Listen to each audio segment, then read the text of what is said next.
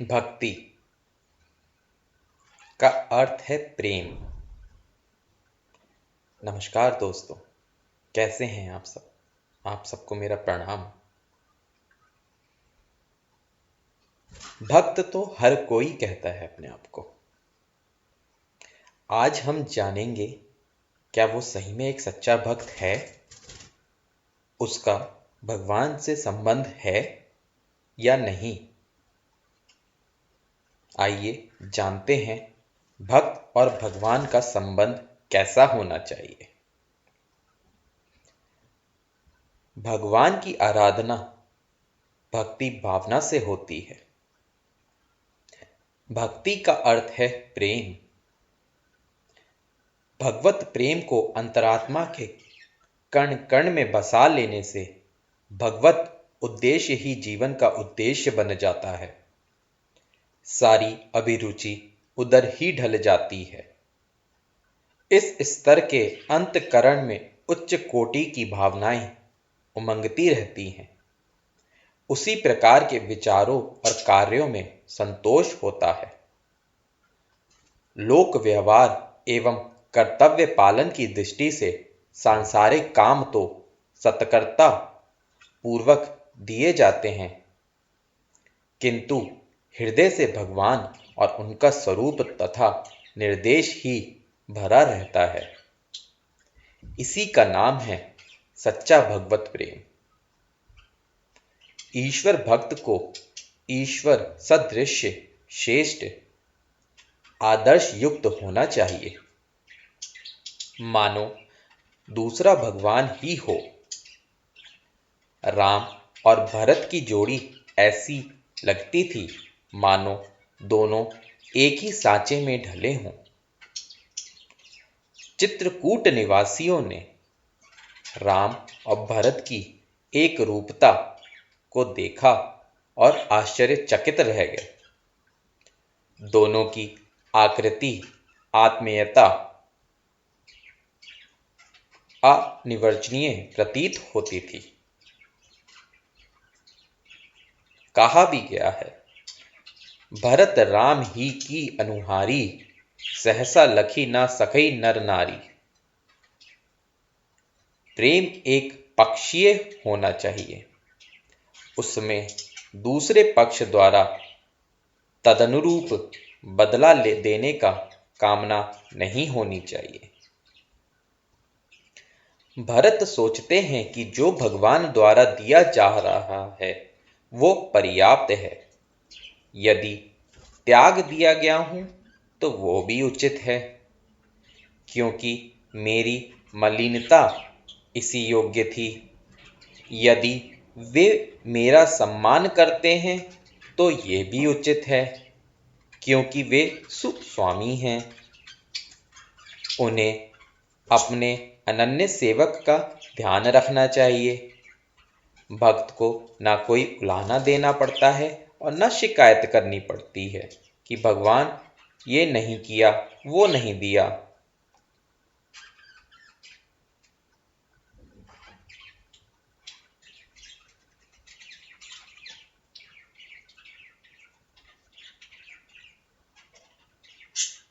वो तो मात्र अपनी भावना और कार्य पद्धति को उत्कृष्ट बनाए रहने में ही भक्ति की पूर्णता मान लेता है और इतने में ही पूर्ण संतुष्ट रहता है। भरत की अभिव्यक्ति इसी प्रकार की है। भरत जी श्री राम के पास चित्रकूट जाने के लिए तैयार हुए, पर बदले में वे किसी सम्मान की आशा नहीं करते। मान अपमान दोनों उन्हें स्वीकार हैं। कहा गया है रामचरितमानस में, जो परिहरहि मलिन मन जानी, जो सन्मान नहीं सेवक जानी। मोरे शरण राम की पनही, राम सुस्वामी दोसु सब जानही। ये भाव तीर्थराज प्रयाग में उन्होंने व्यक्त किया है। वे तीर्थराज से मांगते हैं कि मुझे चाहे राम सहित सारा विश्व बुरा कहे, पर मेरे मन से प्रभु भक्ति कम ना हो।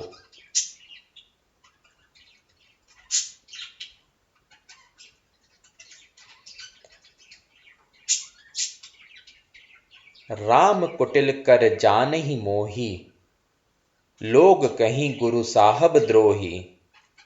सीता राम चरण रत मोरी, अनुदिन बढ़ही अनुग्रह तोरे। अर्थात उन्हें संसार से लेकर मोक्ष तक की कोई कामना प्रभु प्रेम से विचलित नहीं कर सकती।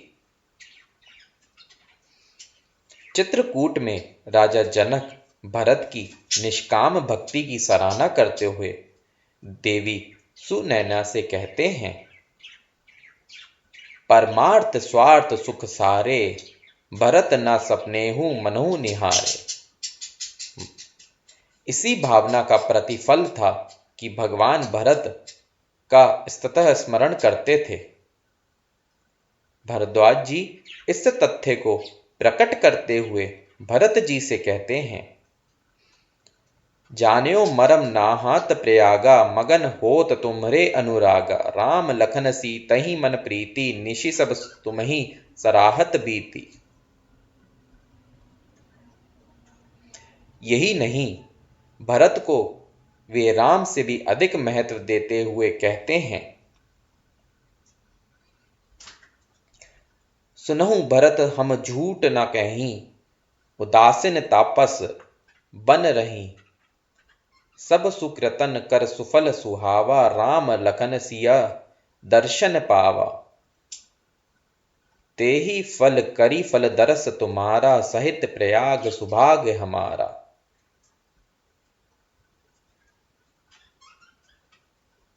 भरत के अयोध्यावास के प्रसंग में उनका प्रत्यक्ष प्रमाण सबको मिला। राम जिस प्रकार रहते हैं, भरत भी उसी प्रकार का संयम और जीवन क्रम अपनाते हैं।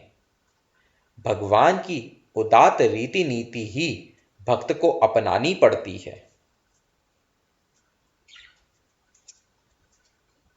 भरत को संसार का आकर्षण नहीं रहता, उसे तो सारे रिश्ते भगवान में ही दिखते हैं, और इसी नीति से वो आगे बढ़ते हैं। वो संसार के प्रति अपने कर्तव्य भी पूरे करते हैं। परिवार के मोह में फंसकर वो प्रभु से दूर या विमुख नहीं होते। लक्ष्मण जी राम वन गमन के समय भगवान के साथ चलने का आग्रह करते हुए यही भाव व्यक्त करते हैं, गुरु पितु मातु ना जानू कहू, कहो सुबाहु नाथ पति हाहू। जहां लगी जगत स्नेह सगाई, प्रीति प्रतीति निगम निजुगाई। मोरे सबई एक तुम स्वामी, दीन बंधु और अंतर जामी। लक्ष्मण जी जैसी भावना हर व्यक्ति के लिए स्वाभाविक है, अयोध्यावासी नर नारी भी अपने भोग वैभव को छोड़कर राम के साथ वन जाने को निकल पड़े। तब तुलसीदास जी भाव व्यक्त करते हैं कि राम चरण पंकज प्रिय जिनहि, विषय भोग बस करहि किति नहीं। भक्त को राग और क्रोध जीतकर नीति मार्ग पर चलना आवश्यक है। इस संबंध में तुलसीदास जी दोहावली में लिखते हैं, राम भगति पथ नीति मग, चलिए राग रस जीती। तुलसी संतन के मते, यही भक्ति कै रीति।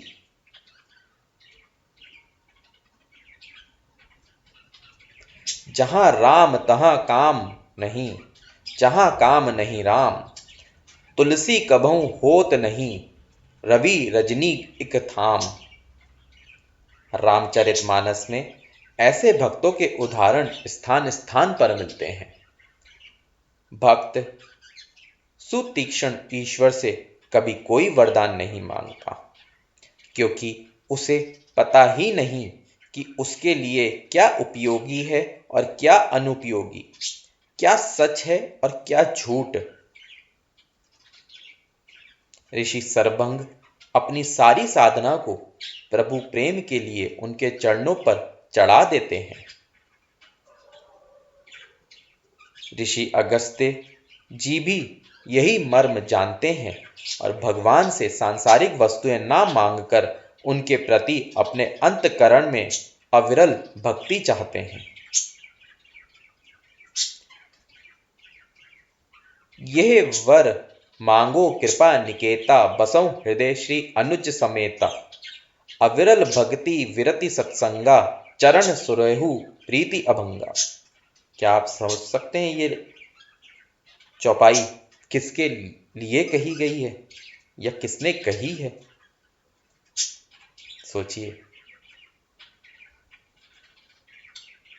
ये भक्तराज हनुमान जी के लिए बात बोली गई है। भक्तराज हनुमान जी भी जानते हैं कि संसारिक पदार्थ तो दुख मूल हैं, वो पुरुषार्थ से मिल सकते हैं। भगवान की भक्ति और उनका प्रेम ही दुर्लभ है। भगवान जटायु का बलिदान कौन नहीं जानता? जिसने रामायण पढ़ी है उसको भगवान जटायु का बलिदान भी पता है। उसी पे एक क्या खूबसूरत पंक्ति है, नाथ भक्ति अति सुखदायिनी, देहु कृपा करी अनपायिनी। भगवान जटायु को उसके बलिदान के बदले में कुछ मांगने को कहते हैं तो वो यही कहते हैं कि प्रभु, आपके प्रेम के लिए ही मैंने जो कुछ बन पड़ा किया, अब ये भाव सदा मेरे अंतकरण में बना रहे। भगवान की भक्ति पाकर मनुष्य आप्तकाम हो जाता है, उसकी अवांछनीय कामनाएं नष्ट हो जाती हैं और जो उचित है वे कर्तव्य से संबंधित होने के कारण सहज ही पूरी होती रहती हैं। केवट भगवान का अनुग्रह पाने के उपरांत ऐसा ही अनुभव करता है। केवट अपने नगण्य साधनों को भगवान की सेवा में लगाकर अपने को धन्य मान लेता है और कोई कामना शेष नहीं रह जाती। भक्त भगवान की कर्म व्यवस्था के परिणाम भोगने के लिए तैयार रहता है। अपने प्रेम के बदले ये नहीं चाहता कि उसके कुकर्म क्षमा कर दिए जाएं, बस यही भावना रखता है कि उसे भोग भोगने के लिए कहीं भी जाना पड़े, प्रभु की कृपा का आभास बना रहे।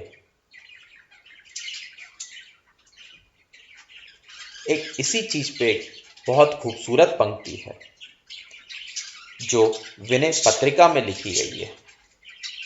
ये विनती रघुवीर गुसाई, चहो न सुगति सुमति संपत्ति कछो, रिद्धि सिद्धि विपुल बढ़ाई, हेतु रहित अनुराग राम पद, बड़े अनुदिन अधिकाई। कुटिल कर्म ले जाही मोही, जहां जहां अपनी बरियाई, तहां तहां जनिछिन छोए, छाड़ियो कमट अंड की नाई। तुलसीदास जी तो और भी एक कदम आगे बढ़ जाते हैं। वे भक्ति भी नहीं मांगते, केवल ऐसी प्रेरणा मांगते हैं जिसके आधार पर श्रेष्ठ जीवन क्रम अपनाकर भक्ति के अधिकारी बन सकें। कभी भगवान की कृपा से मैं संत स्वभाव ग्रहण करूंगा, जो कुछ मिल जाए उसी में संतोष, कभी किसी से कुछ ना मांगना, सदैव मन वाणी और क्रम से परोपकार में लगे रहना, यम नियमों का पालन, कठोर वाणी सुनकर भी क्रोधित ना होना, अभिमान रहित, सब में समत्व बुद्धि, शांत मन, दूसरों के दोष ना देखकर गुण देखना, शरीर संबंधी चिंता छोड़कर सुख और दुख को सहना आदि संतों के गुणों को धारण करके ही मैं अविचल हरि भक्ति पा सकता हूं। भक्त भगवान का संबंध अनोखा है। भक्त के मन में विकार भी है तो वो प्रभु को बता देता है और भगवान भी भक्त की दुष्प्रवृत्तियों का निवारण करते हैं, गलत चाहों को पूरा नहीं करते। कामनाओं की पूर्ति नहीं, उनका शोधन ही प्रभु अनुग्रह का सच्चा प्रमाण है। नारद मोह प्रसंग में यह स्पष्ट है। नारद जी को अपने द्वारा काम विजय का अहंकार हो गया। भगवान ने इसे जाना तो विचार किया। भगवान ने माया के प्रभाव से उन्हें मोहित किया। वे विश्व मोहिनी को पाने के लिए आतुर हो उठे, किंतु भगवान के प्रति विश्वास बना रहा। वे सोचने लगे, मोरे हित हरि सम नहीं कोई, यही अवसर सहाय सोई होए।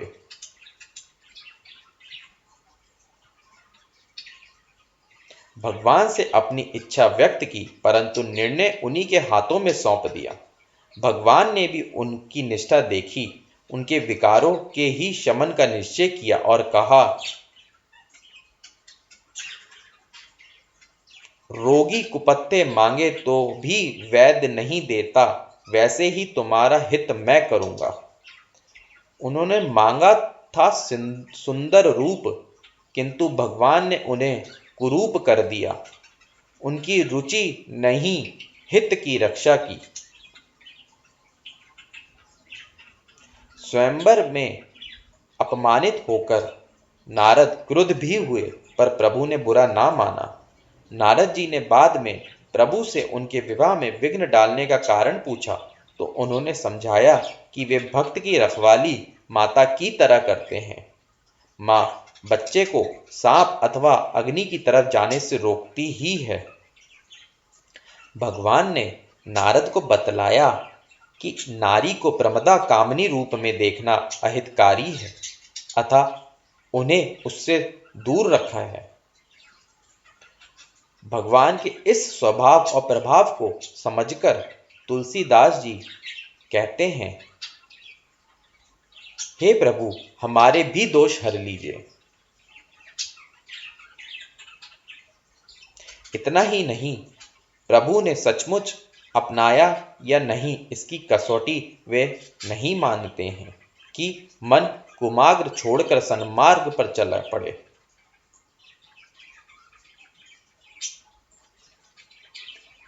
भगवान और भक्त का संबंध ऐसा ही निश्चल है। निर्मल मन से ही सच्ची भक्ति हो सकती है। सत्कर्म परायण भक्त ही ईश्वर को प्राप्त कर सकता है। प्रभु अनुग्रह का प्रतिफल उज्जवल चरित्र के रूप में देखा जा सकता है। ये तथ्य भगवान स्वयं सखा विभीषण को बतलाते हैं।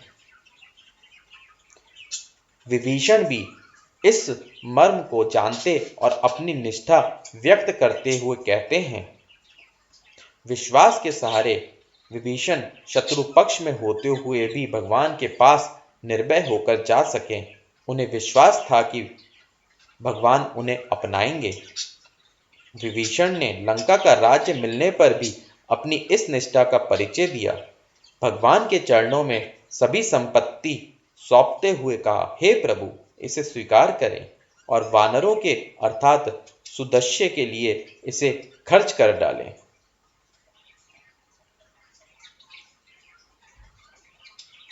छल रहित सादगी और हर्षो उन्माद भरे अहंकार तथा हानि पराजय की दीनता को छोड़कर जो संतुलित मन स्थिति बनती है, वही सच्ची भक्ति का रूप है। तुलसीदास जी कहते हैं, प्रभु के पति पत्नी जैसे समर्पण भाव रखना चाहिए।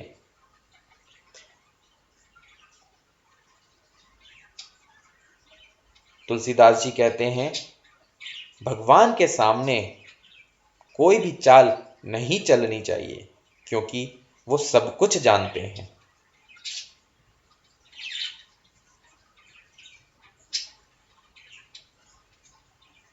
मन प्रभु से छल ना करे, इसलिए हमें हमेशा सावधान रहना चाहिए। छल कपट को निकाल देना कि विद्वता और शौर्य का प्रमाण ही एक सच्ची भक्ति है। ऐसे भक्तों को भगवान अपना परम प्रिय मानते हैं। भगवान का निवास किस स्तर के भक्तों के मन में होता है, उसकी चर्चा रामायण में इस प्रकार आती है। अरण्य कांड में भगवान लक्ष्मण जी से कहते हैं, काम आदि मद दंभ ना जाके, तात निरंतर बस में ताके। भक्त के हृदय में पाप नहीं रहते अथवा पापी से भक्ति नहीं हो सकती। दोनों बातें एक ही हैं। भक्त से मन की मलिनता धुल जाती है अथवा निर्मल मन से ही भक्ति संभव है। ये दोनों तथ्य एक दूसरे पे आधारित हैं।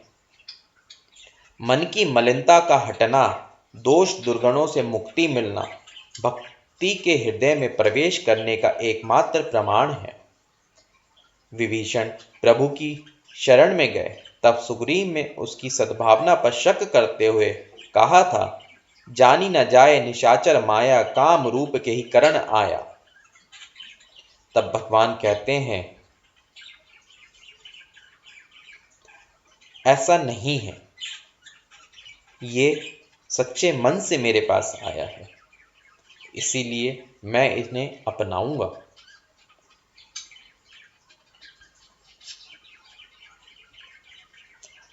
मन में दुर्भावना होने से भक्त की निर्मलता पैदा हो ही नहीं सकती। जब तक दोष दुर्गुण मन में भरे रहते हैं, तब तक भगवान किसी को अपनाते नहीं।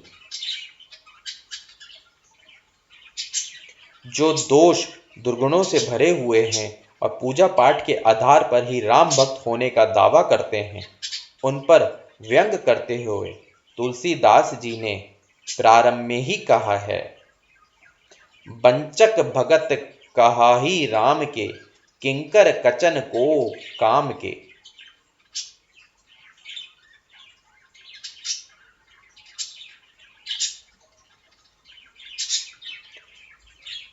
तुलसीदास जी ने आत्म पश्चाताप करते हुए प्रभु से विनय करते हैं कि चाहे आप मुझे सुधार लें अथवा मार डालें, मैं आपकी और अपनी मर्यादा का ध्यान रखकर बार बार आग्रह नहीं करूंगा।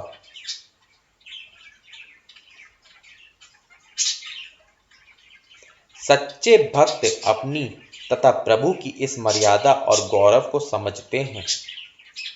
अपने अंतर की मलिनता से उन्हें लज्जा आती है। तुलसीदास जी ने कहा है, हे प्रभु, मुझे आपका दास कहलाने में लाज क्यों नहीं आती? मैं आपको अपने हृदय सरोवर में बसाना चाहता हूँ। आप हंस के समान निर्मल हैं। मेरा हृदय मलिनताओं से भरा हुआ है। ऐसा समझकर मैं बड़े असमंजस में हूँ, क्योंकि जिस सरोवर में कौआ, गिद्ध, बगुला, सुअर आदि भरे हों, वहाँ हंस कैसे आ सकता है? भाव ये है कि दुर्गुणों से भरे हुए हृदय में भगवान का निवास नहीं हो सकता। आशा करता हूँ आपको भक्त और भगवान के संबंध की बात समझ में आई होगी। जय श्री राम।